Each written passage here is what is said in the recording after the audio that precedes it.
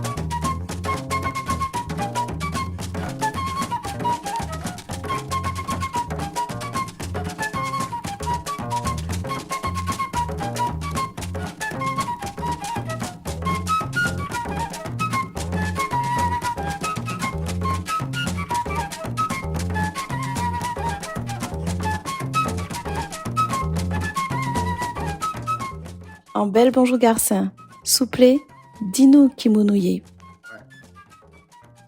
Je suis Garcin Malsa, né d'une famille nombreuse, et je suis le 7e de Félix et de Nina, mes parents, et qui m'ont élevé en même temps que mes frères et sœurs. Nous pouvons dire que nous avons eu une éducation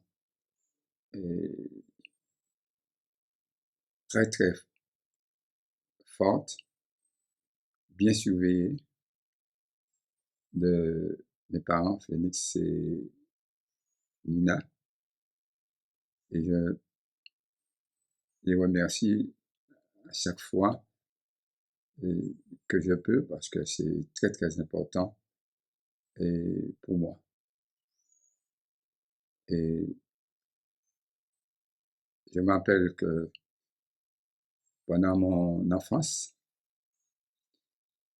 c'était plutôt turbulent. Je fréquentais toujours les plus âgés que moi et mes parents avaient un œil tout à fait particulier sur moi puisque ils craignaient que en fréquentant les plus âgés, bien que je sois abandonné par eux dans les champs, puisque effectivement nous partions dans les champs et c'était quelquefois risqué. Je pense que tout ça m'a forgé dès mon enfance, puisque ce qui s'est passé, c'est que en fréquentant ces gens plus âgés que moi, qui eux aussi fréquentaient des paysans dans les champs de canne, et passaient dans les forêts, allaient poindre des crabes, m'emmenaient dans les salines, et m'emmenaient du côté des Caps, Cap Chevalier, Cap Ferré, etc. Bref, dans les bois. Et ça m'a donné un tempérament de jeune plus tard aimant la nature, aimant les gens qui se trouvaient à la tâche dans les champs de canne. Et ces gens-là qui pratiquement m'ont aimé parce que ils voyaient que, par exemple, après l'école, ben, je venais avec eux et le jeudi, puisqu'il n'y avait pas classe, j'étais avec eux, eh bien, ils m'ont éduqué à comprendre ce que c'est que la vie dans les champs, la vie à couper les cannes, la vie à planter, à aimer ce qu'il y a de plus beau, c'est-à-dire la terre. Et je crois que c'était important pour moi. Et puis, je me souviens aussi de ce moment très fort de mon enfance. J'avais peut-être entre 9 ans et 10 ans. Et mon père, Félix Malsa, qui était très rigoureux en éducation, comme je disais tout à l'heure, eh bien, il y avait une position politique aussi, puisqu'il était plutôt un homme de gauche. Et le maire à l'époque, c'était un béquet, plutôt, et il était à droite. Et c'était un opposant du maire. Et il avait une période électorale donné sa maison à l'opposant du maire pour pouvoir faire des conférences. Et le maire n'était pas content.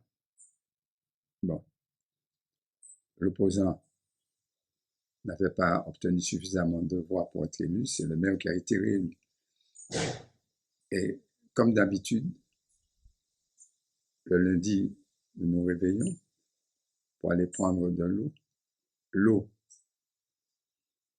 se trouvait dans la mare et la mare se trouvait sur l'habitation du maire en question. Et lorsqu'il nous a vus arriver, ma sœur aînée et moi, il est descendu de sa maison pour nous dire de ne pas prendre de l'eau parce que notre père s'était opposé à lui et avait mené campagne contre lui.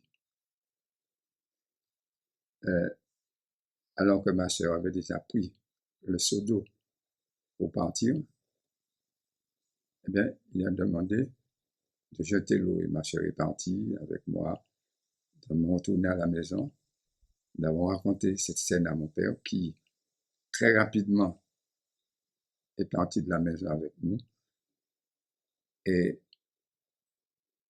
d'une démarche fière et majestueuse, nous a demandé de le suivre, non pas pour aller régler un compte, mais pour aller prendre ce don du ciel dont nous avions besoin, l'eau de la mare.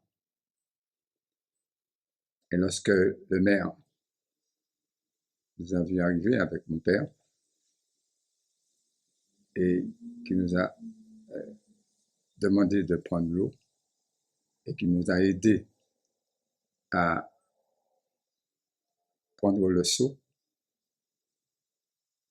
le maire nous a vus et mon père lui a lancé les paroles suivantes. Blois c'est pas tard, blois c'est abondier. Vous ne pouvez pas mettre opposition à de l'eau. L'eau n'est pas à vous. L'eau, c'est un don du ciel. Et personne ne peut nous interdire de prendre le don du ciel, qui est l'eau. L'eau, c'est la vie. Et donc, nous sommes retournés très fiers à côté de notre père. Et je crois que c'est un moment très fort de mon enfance qui nous a marqué et qui m'a marqué. Et je crois que ça m'a tellement marqué, c'est rentré dans mon ADN.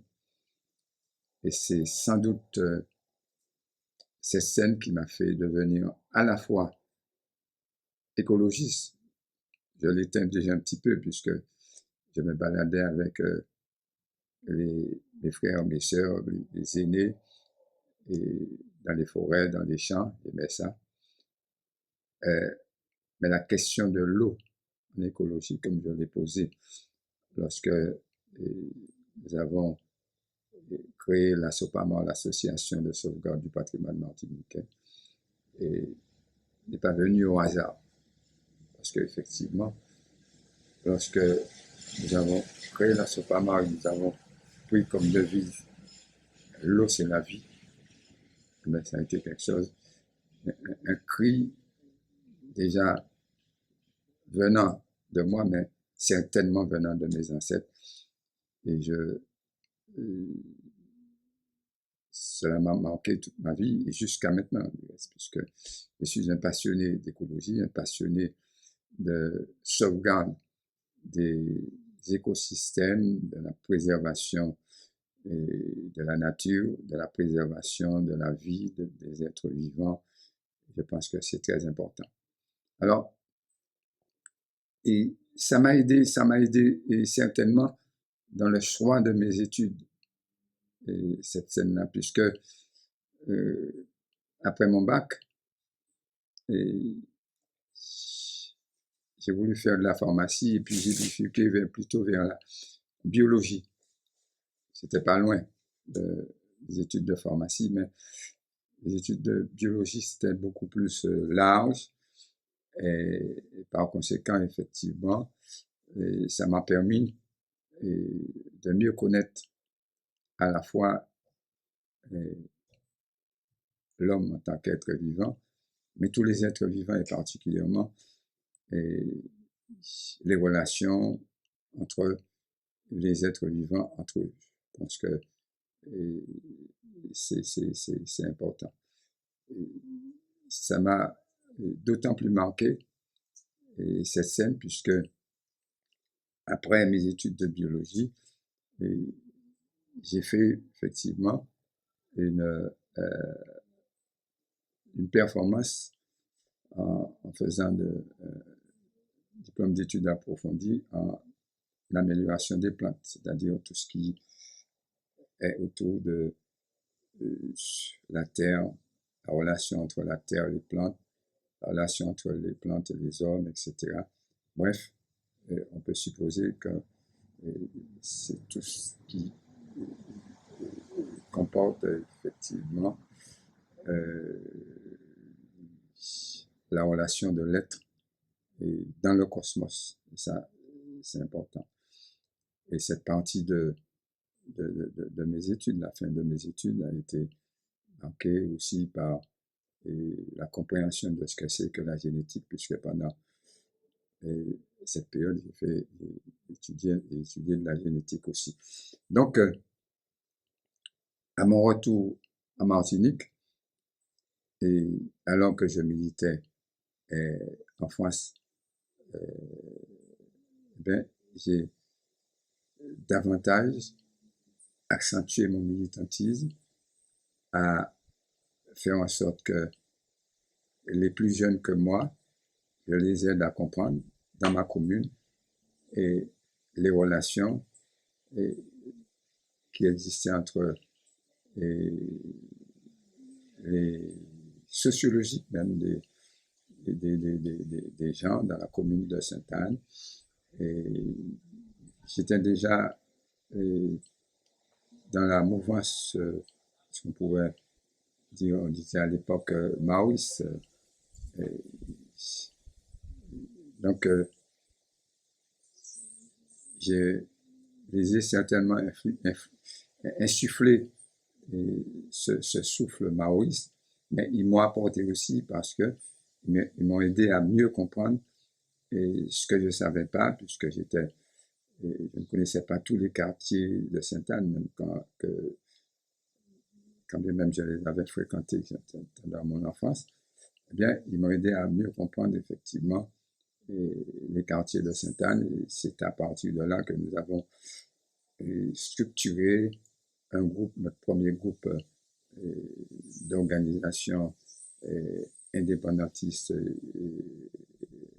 s'appelait effectivement Zama. Zama, ça nous rappelle effectivement la canne à sucre, la feuille de canne s'appelait effectivement en langage vernaculaire de chez nous, ça s'appelle un Zama. Zama parce qu'effectivement c'est la canne, Zama parce que c'est la terre, Zama parce qu'effectivement quand on rentre dans le champ de canne et puis on se fait couper par la feuille de canne, Zama, effectivement c'est pas toujours agréable aussi. Donc ça manque aussi, Zama, ça porte effectivement à la fois la souffrance, la détermination des gens dans les champs de canne, la relation du végétal au minéral, la terre, la végétation, la relation du végétal, du minéral à l'être humain. Je pense que c'est très important. L'être humain, dans sa tâche la plus dure, là, sa tâche effectivement dans l'agriculture et dans l'agriculture,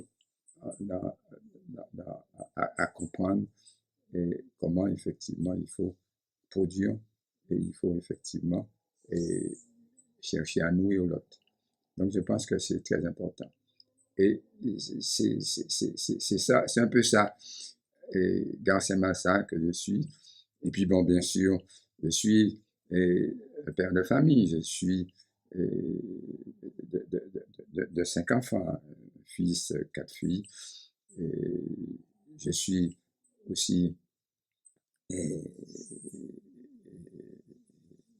ce professeur qui toujours continue à enseigner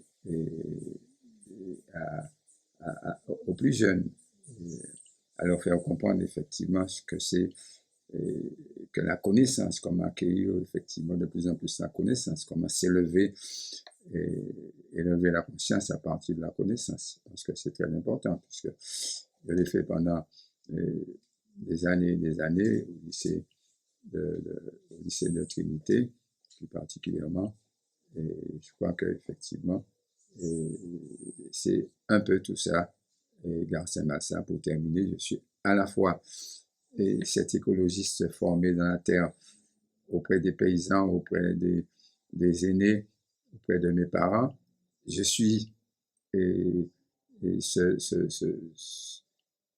ce père de famille aimant les jeunes, aimant discuter avec les jeunes. Je suis effectivement ce militant indépendantiste, souverainiste qui sent la nécessité pour son pays et son peuple et sa nation d'assumer son existence au monde. C'est pourquoi effectivement la question du drapeau que nous avons arboré très tôt et de plus en plus fait partie de mon identité.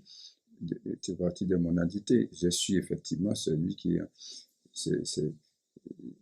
cette personne qui est toujours en quête de connaissances à travers les lectures, les revues scientifiques, etc. Et puis je suis ce battant,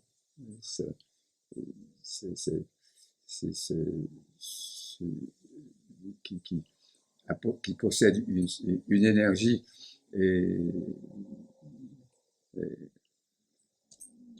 sans faille à donner et à redonner aux autres, parce qu'effectivement, je pense que un militant doit être un homme d'action, un militant doit défendre une cause. Ma cause, c'est mon peuple et ma vie c'est la terre, c'est la liberté. Voilà. Nous te connaissons pour ton attachement à la terre Martinique, mais selon toi, qu'est-ce qui fait de toi un Martiniquais? Martiniquais. Qu'est-ce qui fait de moi un Martiniquais? Eh, d'abord, là où je vis, l'espace. Je vis dans un espace qui est un espace où il y a des hommes, des femmes et, qui me ressemblent et, et que je fréquente, avec qui et je me sens à l'aise quand on discute, on aborde effectivement les différents aspects du pays, que ce soit les aspects culturels, les aspects sociologiques, les aspects politiques, etc. Et ce qui ne veut pas dire qu'on s'entend sur tout, mais ça c'est très important pour moi. Et puis quand on discute, effectivement, le plus souvent, nous discutons en utilisant notre langue première, qui est effectivement la langue martiniquaise, le créole. Je pense que c'est très important et on se comprend. Et ça, c'est la première chose. La deuxième chose, c'est le fait que, eh bien, nous sommes dans un pays où nous avons,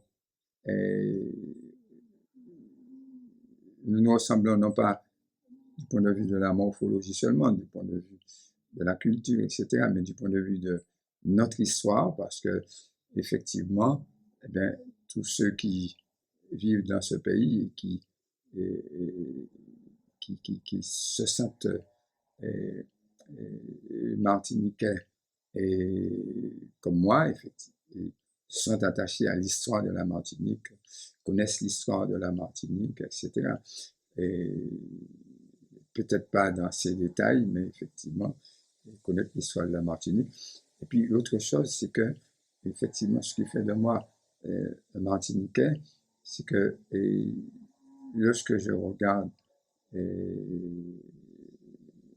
autour de moi, eh bien, je vois qu'il y a un, un, un ensemble d'écosystèmes, alors d'écosystèmes qui, dans, dans, dans lequel je me suis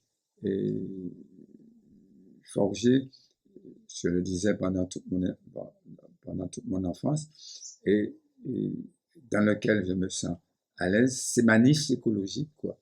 Je pense que cette niche écologique, elle est très importante pour moi. Et puis bon, ce qui fait de moi un Martiniquais, c'est que lorsque je vois de l'appeler et, au rivage de la mer, eh bien, en très peu de temps, l'eau peut descendre avec une vitesse extraordinaire, qu'on est surpris de voir que en une demi-heure, tout ce qui est tombé de l'appeler peut arriver au rivage, parce que ça c'est la Martinique aussi. C'est la Martinique, c'est le fait qu'effectivement, on peut se déplacer d'un bout à l'autre du pays, eh bien, en très peu de temps. Ça fait de moi un Martiniquais.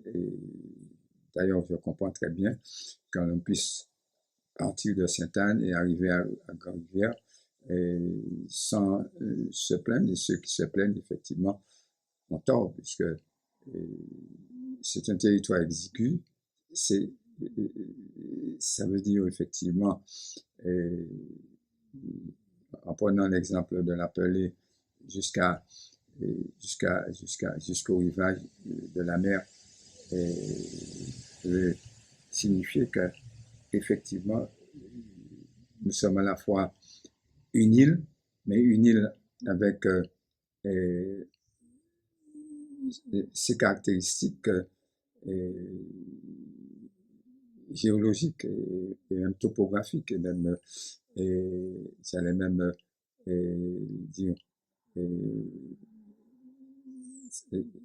avec son caractère péléen, c'est-à-dire quand on voit les Martiniquais, eh bien, on est surpris de voir comment autant ils peuvent être très sages là, autant ils peuvent être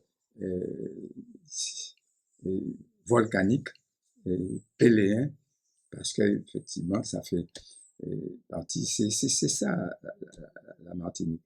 C'est ça la Martinique. Et cette force péléenne de la Martinique, eh bien, c'est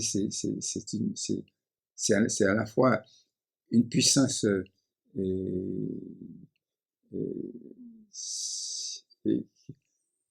qui nous est donnée, dont nous devons, que nous devons utiliser à bon escient.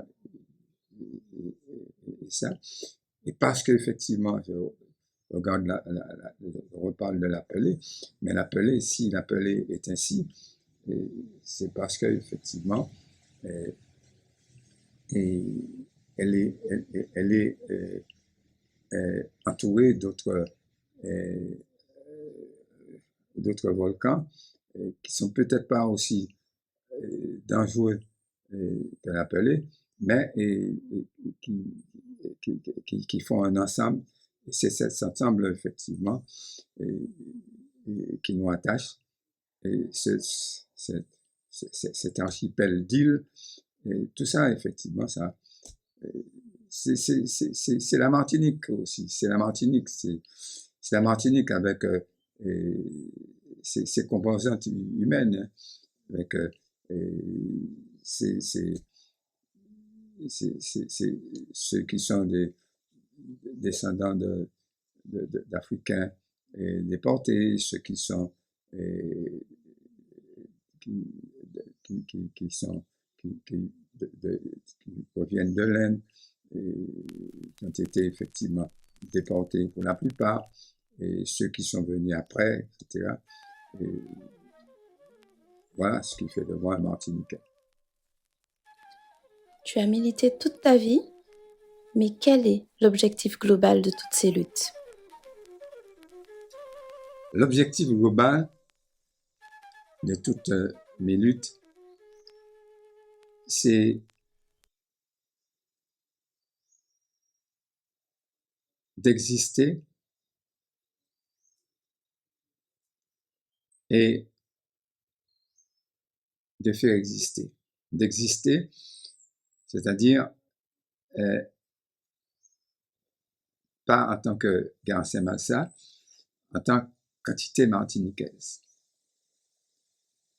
Et de faire exister, ça veut dire faire en sorte que ceux et celles avec qui on va échanger, on va pouvoir discuter, arrivent à comprendre que nous sommes avant tout des êtres humains. Et ça, c'est très important. Tout le monde, c'est monde. Et ça, il faut absolument qu'on arrive à dépasser les questions de couleur quand on commence à discuter avec les gens, mais que l'on essaie de regarder ce qu'il y a au plus profond de l'être humain. Ce qu'il y a au plus profond de l'être humain, c'est la vie. La vie, ça veut dire effectivement tout ce qui va donner naissance à, à, à, à, à l'amour, à la paix, à la gaieté, et tout ce qui va faire en sorte qu'effectivement, nous devons nous comprendre, nous devons nous organiser pour savoir comment on peut vivre en ensemble. Et pour vivre ensemble, il faut faire en sorte que on arrive à échanger, on arrive à se comprendre et on arrive surtout à faire en sorte qu'il y ait plus de justice entre nous. Parce que c'est très important. Donc, c'est ça tout le sens de mon combat. Le sens de mon combat, c'est donner sans compter et donner pour permettre à la vie d'exister et donner pour permettre effectivement pour qu'il y ait plus de justice dans tout ce que nous faisons. Je pense que c'est ça le sens de mon combat. D'ailleurs, l'écologiste que je suis, eh bien, ne fait que ça.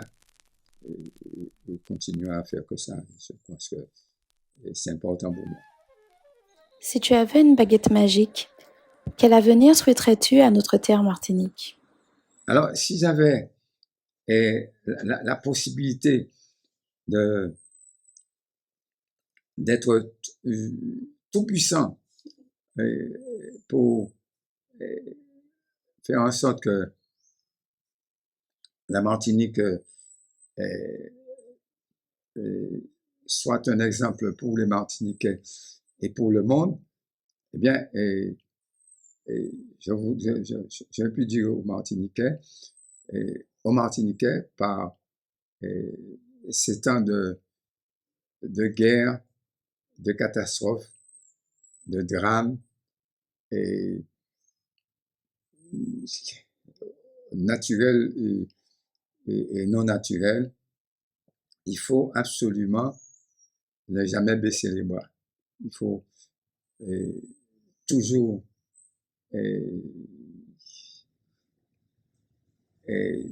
ne pas se laisser abattre. Il faut toujours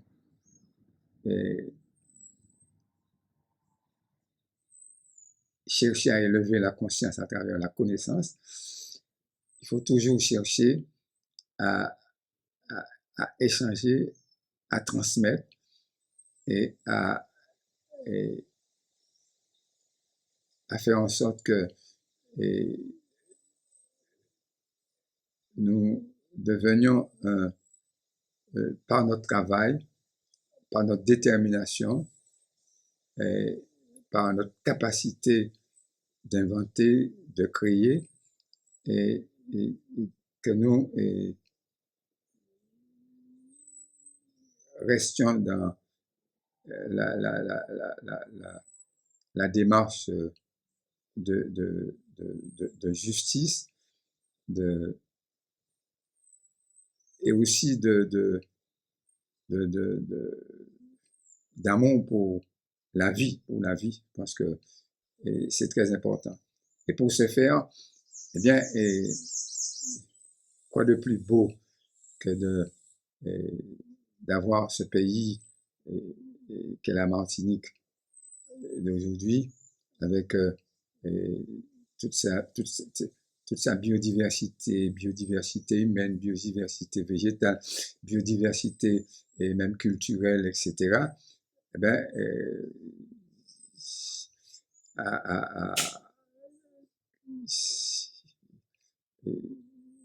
toute cette biodiversité qui est là et que nous devons préserver. C'est ça ce que je voudrais lancer à tout le monde, et je voudrais dire aux jeunes, et plus particulièrement, soyez attentifs au travail que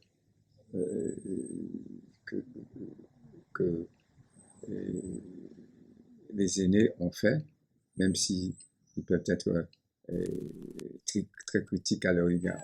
Je pense que c'est important. S'il existait une fausse croyance à déconstruire à ton sujet, quelle serait-elle?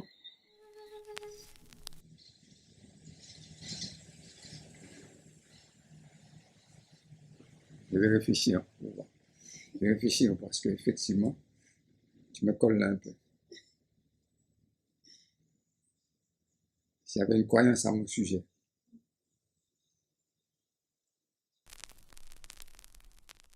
c'est à double face, c'est ça. Oui, Une chose essentielle que nous aurions dû ou pu retenir à ton sujet. j'avais une chose essentielle, et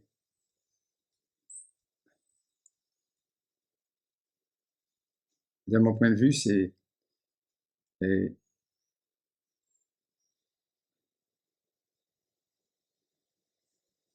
c'est de ne pas haïr et de ne pas trahir. C'est très important. Et ça, c'est à quoi sert d'haïr, puisque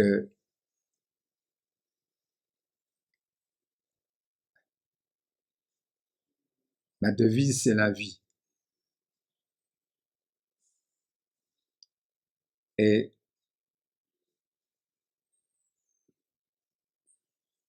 pourquoi chercher à trahir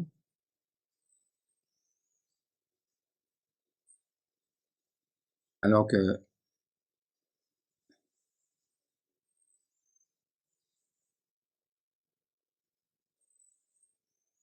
l'être humain, qui est infiniment petit dans l'univers, ne peut pas tout faire.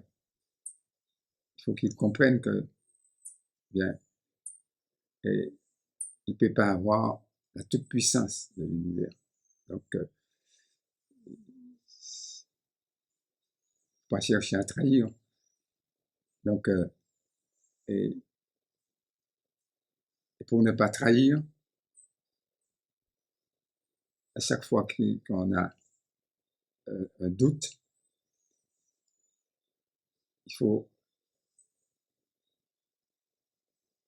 chercher à comprendre pourquoi ce doute. Le doute, il est normal, il est humain, et le fait même de savoir qu'on peut douter, douter de soi, douter de l'autre, etc., eh bien, ça évite de trahir parce qu'on va toujours chercher à comprendre pourquoi on n'a pas fait ci, pourquoi l'autre ne peut pas être comme moi, pourquoi l'autre effectivement ne peut pas, ne peut pas faire comme moi. Ça, c'est la meilleure façon d'évoluer ensemble. Parce que c'est ça.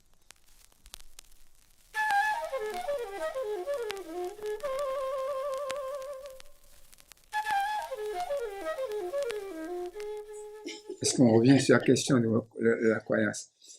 Oui. Alors la question c'était quoi encore? Alors la question c'est quelle croyance, à ton sens, quelle croyance qu'il y aurait à déconstruire à ton sujet? Une croyance fausse qu'il y aurait à déconstruire à ton sujet? Quelle croyance qu'il y aurait à déconstruire à ton sujet? À déconstruire? Oui. Ah, quelle croyance qu'il y aurait à déconstruire? Je comprends mieux. Oui. À mon sujet. Eh bien, quelle croyance qu'il y aura à déconstruire à mon sujet?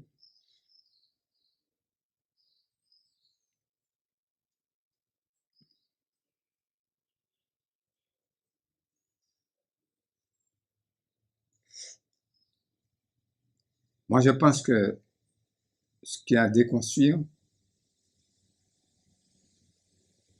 à mon sujet, Oui, à ton sujet.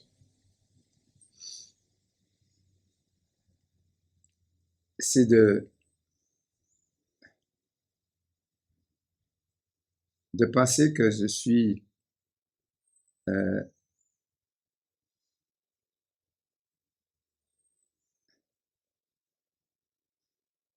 cet homme qui a de la haine pour l'autre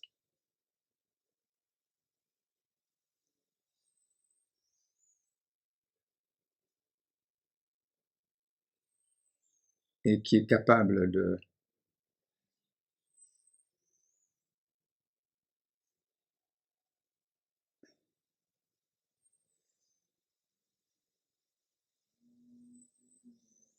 de chercher à diminuer l'autre par le mensonge.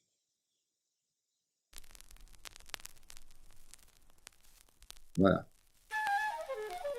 Ton chemin de vie est riche. Aurais-tu quelque chose à ajouter sur ton parcours en cours? Et je ne sais pas combien de temps il me reste à vivre, puisque je ne maîtrise pas, et même que je n'ai pas maîtrisé ma naissance, je ne peux pas maîtriser le jour où je vais mourir. Mais j'aurais tant souhaité que les jeunes de mon pays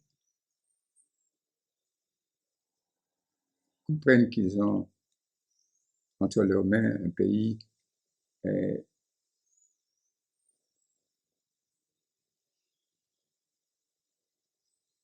si beau, si riche,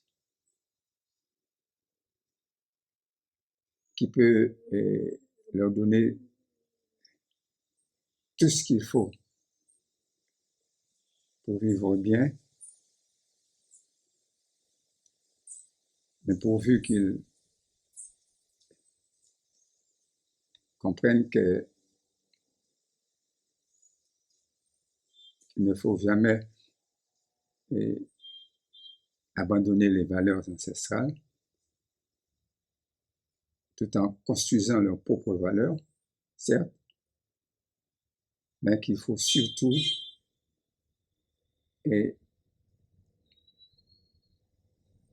ne pas rechigner au travail et mener toutes leurs tâches